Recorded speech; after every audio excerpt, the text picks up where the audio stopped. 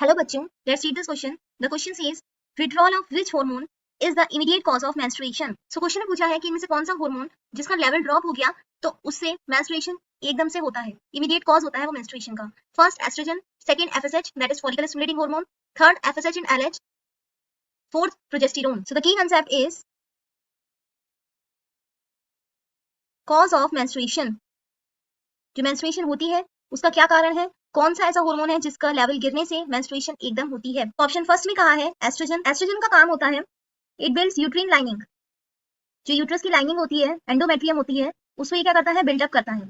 जो previous menstruation में endometrium degenerate हो गई थी, ब्रेकडाउन हो गया था उसको कौन दोबारा रीबिल्ड करता है, एस्ट्रोजन। ये यूट्रस लाइनिंग एंडोमेट्रियम को बेसिकली थिक करता है और उसको बिल्ड करता है।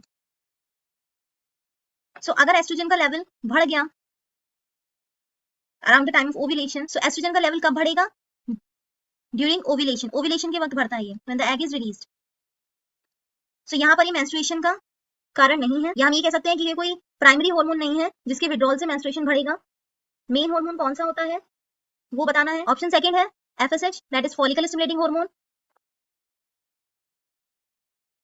ये क्या करता है, जो ग्राफिन फॉलिकल होता है उसकी ग्रोथ कराता है, उसको स्टिमुलेट करता है। और इस ग्राफिन फॉलिकल में क्या होता है, एग होता है। ये आगे चल के कॉर्पस ल्यूटियम बनाता है जिसमें से estrogen and progesterone hormone secrete होते हैं और यहाँ से एग रिलीज होगा थ्रू ओव्यूलेशन इस ग्राफिन फॉलिकल से। सो अगर एफएसएच का राइज एंड फॉल हो जाएगा अगर इस हार्मोन का, तो ये ड्यूरिंग द साइकिल होगा, साइकिल के बीच में होता है, फॉलिकुलर फेज में होता है। It is not directly cause menstruation, directly menstruation नहीं कराता है। सेकंड है एफएसएच एंड एलएच। एलएच होता है ल्यूटिनाइजिंग हार्मोन।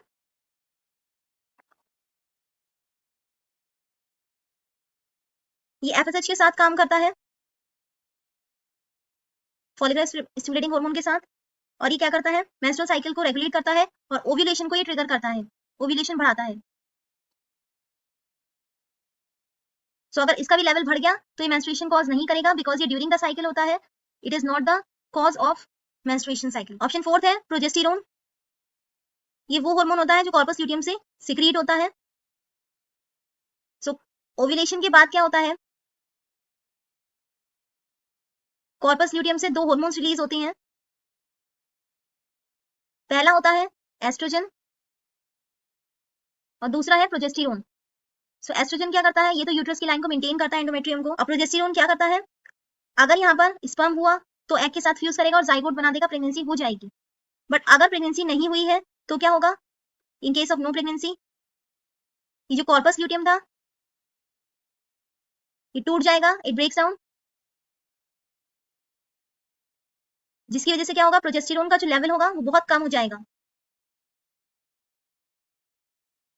क्योंकि ये क्या है, एक प्रेगनेंसी हार्मोन है।